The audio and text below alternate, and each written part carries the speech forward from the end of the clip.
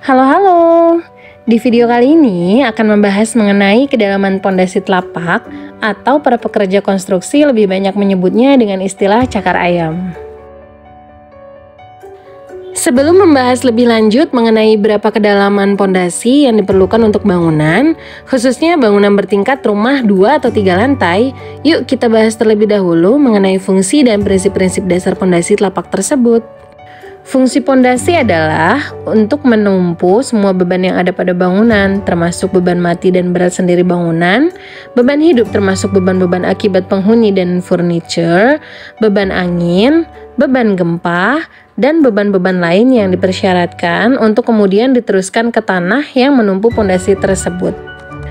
Adapun prinsip struktur bangunan secara umum adalah bahwa struktur termasuk pondasi harus didesain sedemikian rupa untuk memiliki kemampuan dalam memikul beban maksimum yang mungkin terjadi sesuai dengan fungsi dan umur bangunan yang direncanakan. Untuk mendapatkan struktur yang memiliki kemampuan tersebut, struktur harus memiliki keseimbangan baik dalam menahan beban-beban vertikal akibat berat massa bangunan, beban-beban horizontal akibat angin dan gempa, dan juga gaya momen yang timbul dari beban-beban tersebut. Secara umum, untuk menghasilkan keseimbangan, desain pondasi dan struktur merujuk ke hukum Newton 3 yang berbunyi setiap gaya aksi yang bekerja pada suatu benda, maka akan timbul gaya reaksi yang besarnya sama. Dengan kata lain, dengan adanya gaya aksi dari beban-beban yang baru saja disebutkan, diperlukan gaya reaksi yang setidaknya sama. Pada kasus desain pondasi telapak, semua beban yang disalurkan ke pondasi akan menghasilkan bearing pressure atau tegangan kontak pada telapak pondasi. Untuk menghasilkan keseimbangan, bearing capacity atau daya dukung tanah di bawahnya harus lebih besar atau setidaknya sama dengan tegangan kontak pada telapak pondasi tersebut. Kenapa demikian? Jika daya dukung tanah lebih kecil dari tegangan kontak yang terjadi, maka terjadi ketidakseimbangan, di mana bila dianalogikan dengan bahasa yang sederhana, dengan tenaga dorongan dari pondasi lebih besar dari daya tahan pada tanah, akan mengakibatkan kemunduran pada tanah, atau sama artinya dengan penurunan pada pondasi. Lalu apa resiko dan dampaknya dari penurunan pondasi tersebut? Karena jarak pondasi yang kemungkinan besar berbeda, sehingga kemungkinan besar tegangan kontak yang terjadi pada setiap telapak pondasi berbeda pula. Dengan tegangan kontak yang berbeda, kemungkinan besar penurunan yang terjadi antara satu pondasi dengan yang lain akan berbeda, atau dalam ilmu pondasi disebut dengan differential settlements. Dengan terjadinya differential settlements, dampak yang umum adalah terjadinya kemiringan bangunan yang memungkinkan dampak secara langsung, yaitu terjadinya keretakan yang signifikan pada dinding. Pada beberapa case di mana differential settlements-nya signifikan, bukan tidak mungkin akan terjadinya kerusakan bangunan seperti atap dan dinding, atau yang lebih ekstrim terjadinya keruntuhan bangunan seperti yang terjadi pada Highland Towers di Malaysia pada tahun 1980-an. Tentunya bangunan tersebut menggunakan tipe pondasi yang berbeda, yaitu pondasi dalam. Daya dukung tanah dan tegangan kontak tersebut bisa dikaitkan dengan dua parameter desain, yaitu ukuran pondasi dan kedalaman pondasi. Ukuran pondasi sangat berkaitan dengan besarnya tegangan kontak pada telapak pondasi, di mana semakin besar ukuran pondasi, maka tegangan kontak yang terjadi akan semakin kecil. Lihat formula berikut, di mana jika nilai A yaitu luas telapak pondasi yang semakin besar, maka nilai tegangan kontak yang didapat akan semakin kecil. Ukuran pondasi yang diperlukan perlu disesuaikan dengan maksimum tegangan kontak yang direncanakan, yang mana harus lebih kecil dari daya dukung tanah di bawahnya. Untuk pembahasan spesifik dan langkah cepat menentukan ukuran pondasi bisa merujuk ke dua video berikut.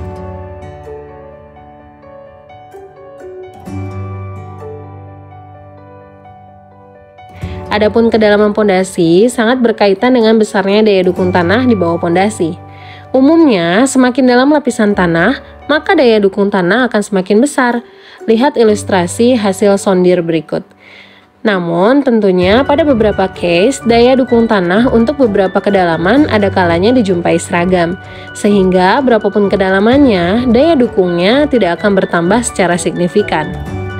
Pada kondisi-kondisi tersebut, di mana lapisan tanah untuk beberapa kedalaman seragam dan daya dukung yang didapatkan masih terlalu kecil dibandingkan dengan tegangan kontak yang terjadi, walaupun ukuran pondasi telah dibesarkan, maka penggunaan pondasi telapak sudah tidak memadai. Sangat dipahami. Pada beberapa kondisi, parameter tanah di lokasi di mana bangunan akan dibangun sudah diketahui secara pasti, misalnya lapisan tanah dijumpai sangat keras atau bahkan lapisan tanah batuan.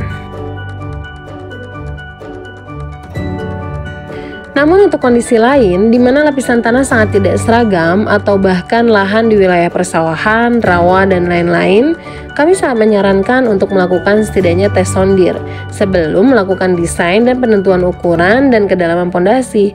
Hal ini dimaksudkan untuk mengetahui secara pasti berapa ukuran dan kedalaman pondasi yang diperlukan. Tentunya supaya aman dan bisa tidur dengan pulas ya. Mungkin akan muncul pertanyaan, apakah untuk bangunan 2 lantai saja memerlukan tes semacam itu? Dan apakah ada referensi umum yang bisa dijadikan acuan? Jawabannya sangat tergantung dari kondisi tanah. Pada tanah bebatuan, yang mana sering dijumpai di wilayah dataran tinggi, membangun pondasi di atas tanah tidak jadi masalah, selama pondasi yang dibuat dapat menahan gaya horizontal dan momen. Umumnya, timbunan di atas pondasi dilakukan untuk hal tersebut. Pada tanah dengan konsistensi sedang dan kaku, dengan jarak pondasi standar, misalnya jarak pondasi tidak lebih dari 4 atau 5 meter, kedalaman 0,5 sampai dengan 1,5 meter, umumnya sudah cukup, sesuai dengan kondisi lapisan tanahnya. Tanah seperti ini banyak dijumpai di wilayah perkotaan, pesisir, dan area-area yang padat aktivitas, yang membuat kondisi tanah menjadi padat. Namun, pada tanah lunak dengan lapisan tanah lunak cukup dalam, misalnya banyak dijumpai di wilayah Marunda dan Cakung di DKI Jakarta atau Toli-Toli di Sulawesi, kedalaman 5 meter saja bisa jadi tidak cukup dan perlu menggunakan desain pondasi yang spesifik. Misalnya, penggunaan pondasi dalam, pondasi rakit, atau pondasi telapak dengan cerucuk. Melakukan tes tanah seperti sondir tidaklah mahal dibandingkan dengan biaya yang akan dikeluarkan untuk membuat rumah idaman Anda. Terlebih untuk bangunan-bangunan dengan beban hidup signifikan seperti masjid, pasar, sekolah, dan lain-lain. Sehingga melakukan tes sondir dan melakukan desain pondasi dengan seksama, khususnya buat yang akan membangun di wilayah dengan kondisi tanah yang belum teridentifikasi, sangat kami sarankan. Jika teman-teman ada usulan mengenai topik yang perlu dibahas, silakan tulis di kolom komentar ya. Dan jika teman-teman suka dengan video ini dan menjumpai video ini bermanfaat, silahkan like, share, dan subscribe. Semoga bermanfaat dan sampai jumpa pada video berikutnya.